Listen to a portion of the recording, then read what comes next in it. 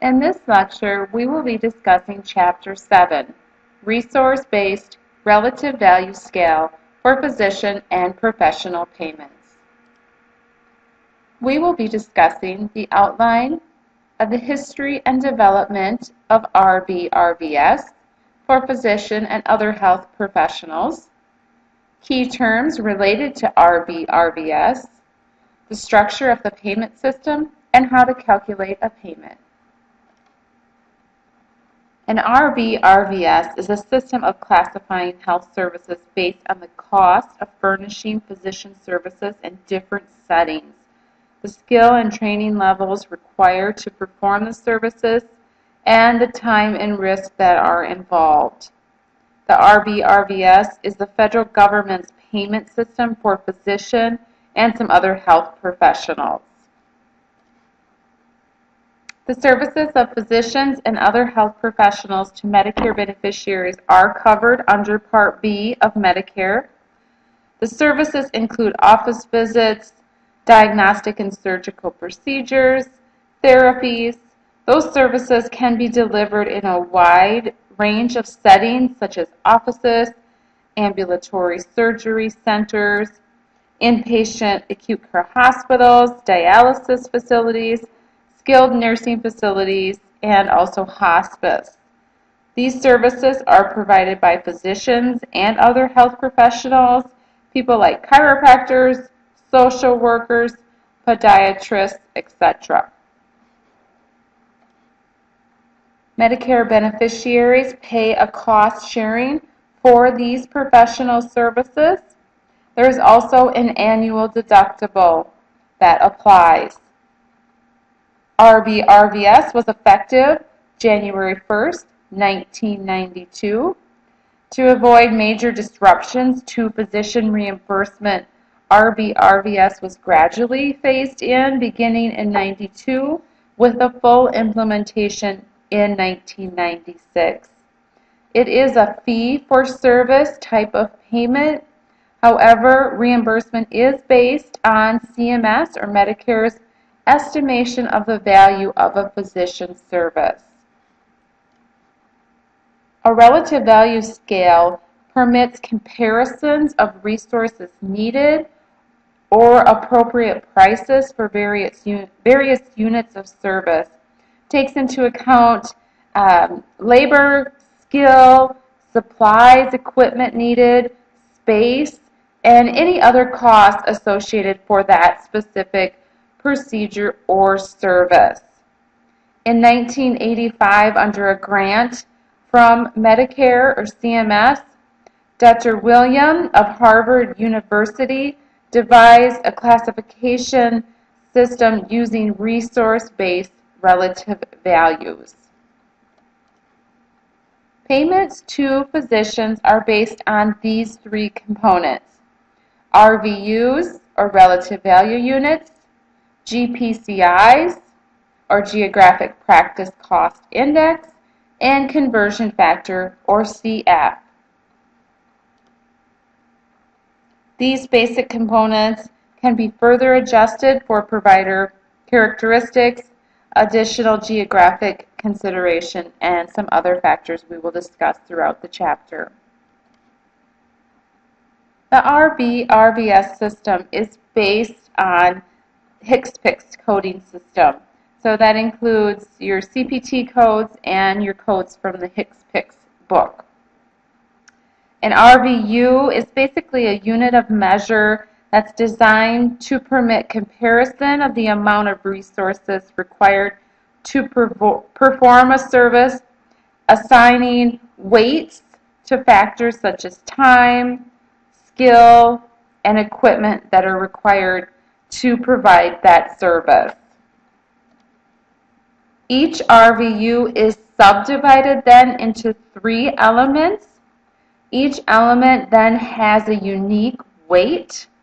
The weight of these three elements are totaled, and those are used to calculate the total RVU weight.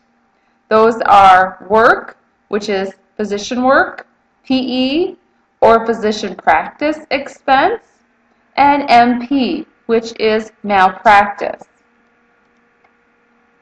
Work is the element that covers a physician's salary. This work is the time the physician spends providing a service and the intensity for which that time is spent. There are 4 aspects of intensity: mental effort and judgment, technical skill, physical effort, and psychological stress. PE is the overhead cost of that practice. Medicare conducts a survey to obtain data in order to calculate the overhead cost of practices. It includes 6 categories of costs: clinical payroll, administrative payroll, office expenses for things like rent and mortgage interest, medical materials and supplies such as x-ray film, medical equipment expenses, so things like depreciation of equipment, rental of medical equipment, all other expenses it includes as well, such as accounting fees, professional association membership, things like that. PE is categorized into either facility or non-facility. The distinction in PE between facility and non-facility began in 2007 and transitioned to a full implementation in 2010. According to Medicare experts, practice expenses differ for physicians when they perform services in facilities such as hospitals than when they perform services in non-facilities such as their own office or clinic. So, therefore, the PE is higher for non-facilities than for facilities because the physician in non-facilities is incurring more costs. Physicians can provide services in multiple settings, as we know. Factors in choice of the setting include the patient's medical condition, the type of procedure, what is the patient's preference, what is available in a geographic location, the technology available, and then any regulation or health insurance policies. MP is the cost of the premiums for malpractice or professional liability insurance, or PLI. Medicare bases the MP element of the RVU on premiums for malpractice insurance. CMS collects data from both commercial and physician-owned malpractice insurance carriers from all 50 states. Because the services of non-physicians may also be reimbursed, this element is then called PLI, or Professional Liability Insurance. Each year, as new health services are implemented and existing services are revised, the Relative Value Scale Update Committee, or RUC, of the AMA makes recommendations to Medicare on appropriate RVUs for health services. Medicare analysts must review the RVUs at least every 5 years to ensure that the weights still remain accurate. The update includes a review of changes in medical practice, coding changes, and other new data that is available. Each of the 3 elements is adjusted to local cost through a Geographic Practice Cost Index, or GPCI. A geographic adjustment is necessary because costs do vary in different parts of the country.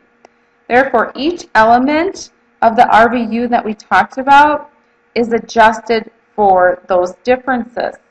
So the adjustment component is called GPCI.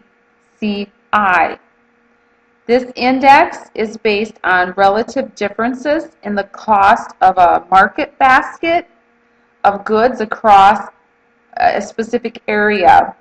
Each element of the RVU that we talked about, work, PE, and MP, has its own unique GPCI. Those GPCIs can be found on the CMS website.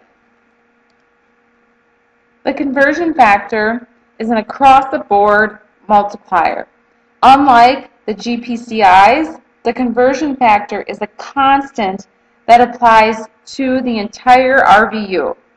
The CF, or conversion factor, transforms the geographic adjusted RVU into a Medicare physician fee schedule payment amount. The CF is the government's most direct control on Medicare payments to physicians. Medicare raises or lowers the conversion factor to raise or lower physician and professional payments. CMS updates these conversion factors every year and publishes that in the Federal Register. The amount of the update is calculated using a formula known as Sustainable Growth Rate, or SGR system. The SGR formula is used because the RVRVS is a fee-for-service system. Therefore, it is susceptible to increases solely based on falsely inflated volumes. The purpose of the SGR is to match updates in physician reimbursement to growth in the national economy. The Medicare physician fee schedule is calculated by the formula on this slide. You will not be expected to memorize this formula.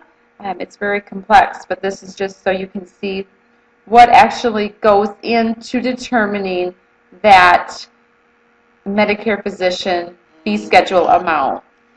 And this is just a generic example for CPT code 99202. You can see the final payment is $62.26.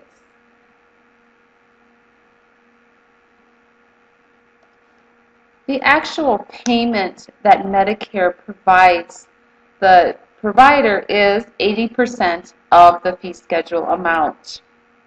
As we talked about previously for covered services, the Medicare beneficiary is responsible for a deductible and 20% co-insurance. Reimbursement under the RVRVS system may be adjusted for various reasons, such as requirements for budget neutrality, the type of clinician that's providing the service, special circumstances, again, that geographical area as well. Budget neutral or budget neutrality adjuster, or BN adjuster, is one type of adjustment that can be made to the payment. Budget neutrality requires refinements to the federal payment systems that do not result in significant difference in expenditures. The second type of adjustment is clinician type. Medicare reimbursement may be adjusted by the type or characteristics of the provider.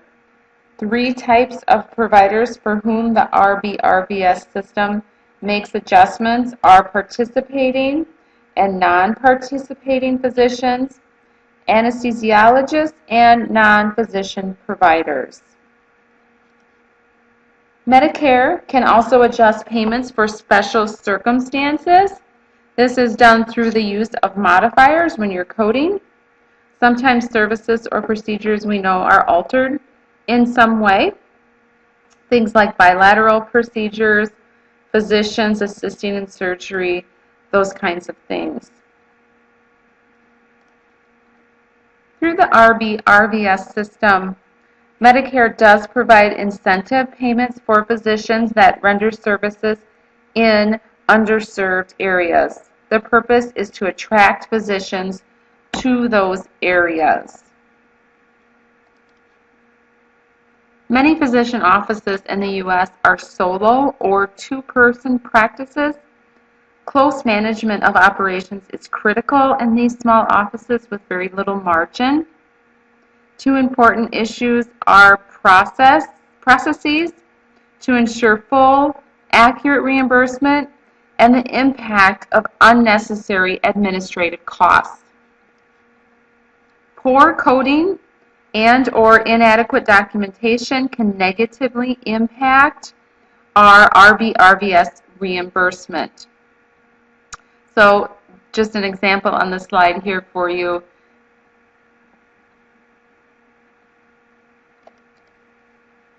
Time that's spent on administrative details is adding unnecessary costs to the health delivery system in the U.S. One unnecessary cost we discussed in Chapter 3. The source of that unnecessary cost was payers' error in processing claims. Another source of administrative waste and time is all that time we spend dealing with multiple health plans, each of those having their own processes and regulations that offices have to follow if they want to get paid. It's estimated if we could reduce some of those administrative costs, we would save approximately $27.6 billion per year. In summary of the RB/RVS system, it is a payment system that is specific to clinicians and health service providers across the continuum of care. Remember all the settings we talked about a few slides ago? It's made up of 3 components: RVU, GPCI, and CF. There's lots of potential adjustments. Accurate coding and complete documentation are essential in order to get appropriate reimbursement. In the second part of our lecture, we will be discussing still Chapter 7, but now we will move to the ambulance fee schedule system. Medicare Part B provides beneficiaries with coverage for ambulance service.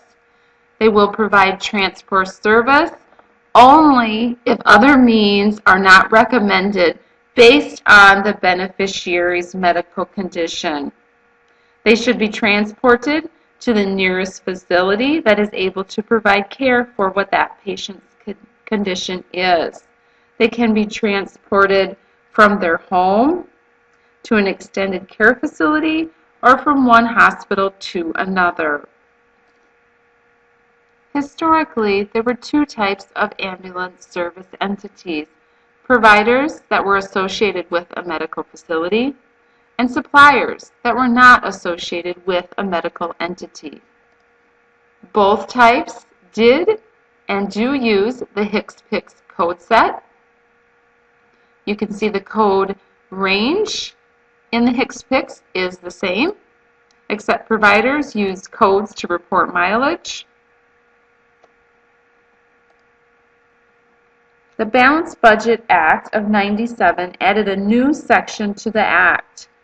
That section required the creation of a fee schedule to establish prospective payment rates for ambulance services.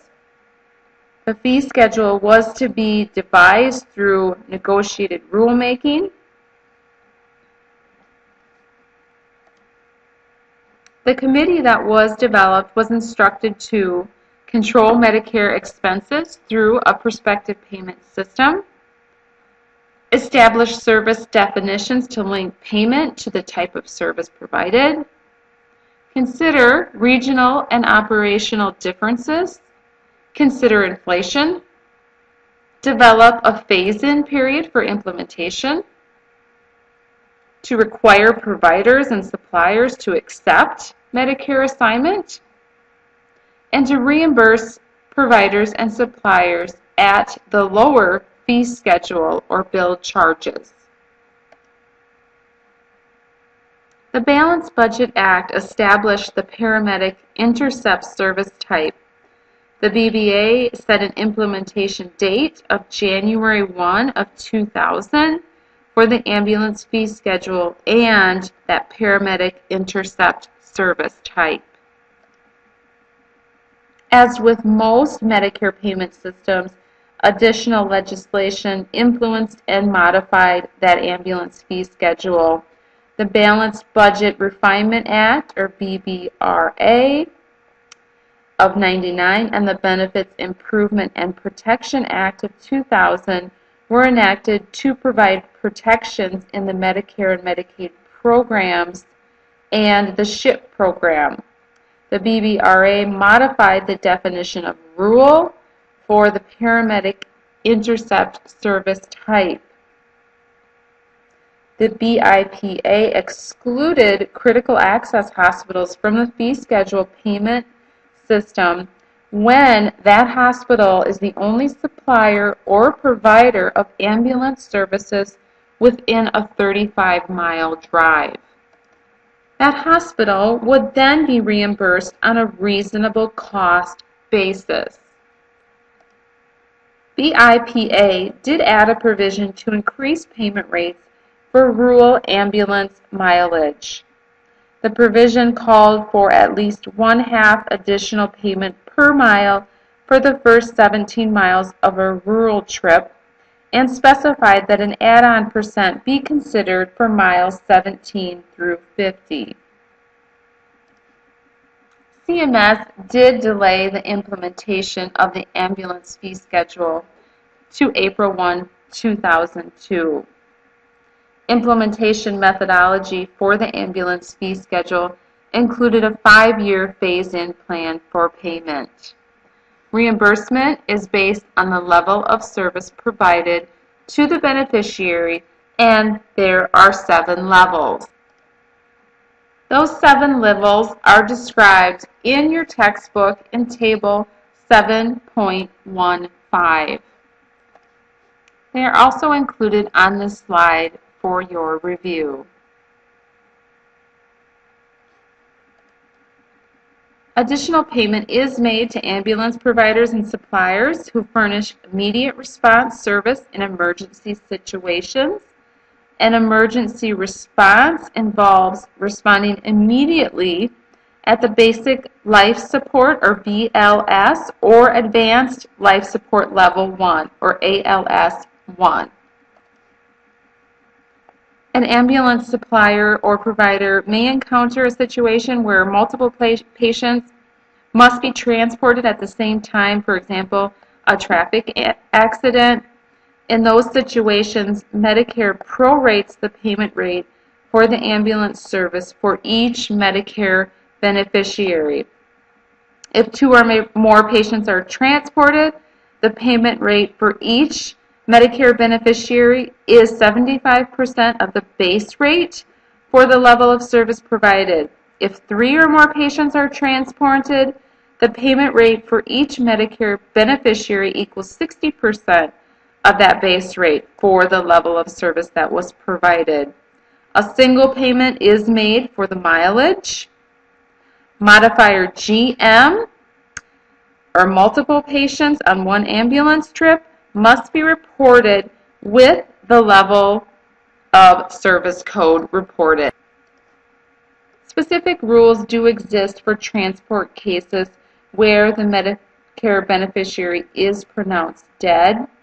When a beneficiary is pronounced dead by an individual who is licensed to pronounce someone deceased in that state, there is specific rules that apply. When a patient is pronounced dead prior to the ambulance being called, no payment is made to the ambulance. When a patient is pronounced dead after the ambulance has been called, but prior to their arrival, a BLS base rate will be paid. Mileage will not be reimbursed. When a patient is pronounced dead during transport, payment rules are followed as if the patient were alive. Hicks-Picks modifier QL, patient pronounced dead after ambulance called, should be reported with the ambulance level of service code. Providers must report Hicks-Picks Level 2 modifiers for services that are provided to Medicare beneficiaries. An origin and destination modifier must be reported for each ambulance trip. A 2-character alpha code is designated for each line item that is on the claim. The first character of the modifier represents the origin of the trip. The second represents the destination. In addition, a modifier must be reported to indicate whether the service was provided under arrangement by a provider of services, which is QM, or whether the service was furnished directly by a provider of services, and that is QN. A six-step process is used to determine payment for ambulance services. The process takes into consideration patient level of service, what modifiers are applied, zip code, miles, and of course our add-on payments. Step 1, we identify what level of service was provided. Step 2, we determine the number of patients transported. 3, we determine if the Medicare beneficiary was pronounced dead. Step 4, we apply the regional variation adjustment that identifies the zip code. Step 5, identify the mileage code and number of miles. And step 6, add together the level of service payment and mileage payment to determine our total reimbursement. In January of 2006, the OIG released the Medicare Payments for Ambulance Transports report. In that study, the OIG evaluated whether claims for ambulance transport met Medicare billing requirements and evaluated the effectiveness of safety measures used and the carriers provided to try and identify improper payments. They found 25% of ambulance transport claims did not meet Medicare's requirements. Deficient claims resulted in $402 million in improper payments. The OIG provided Medicare with three main recommendations to try and improve the program's integrity: prepayment edits, post-payment reviews, and educating everyone involved. There were numerous requests for medical condition lists to try and help determine the level of service. The provider or supplier is instructed to choose a code from the condition list that most accurately reflects the on-site condition of the patient during transport. Medicare implemented this list in February 2007, and it helps in determining the appropriate level of service. Really, very few changes have been made to the ambulance fee schedule since its implementation. What's new in 2012 is the no-pay bill provision. This allows suppliers to submit an excluded services bill to Medicare to receive a denial. Then the provider can bill the patient's secondary insurance